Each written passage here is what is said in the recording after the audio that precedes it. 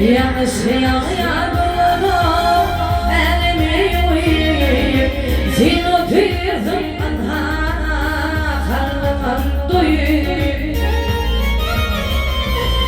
vakfiyetim gidelim yürekten tüyüp sinir vardı bütün o bevul hadi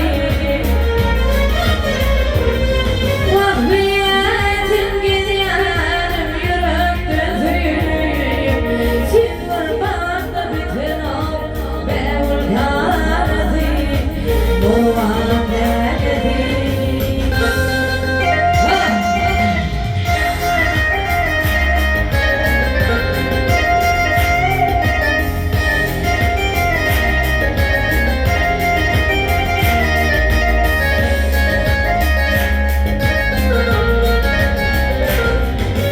men sana bir sözü aytmak istedim.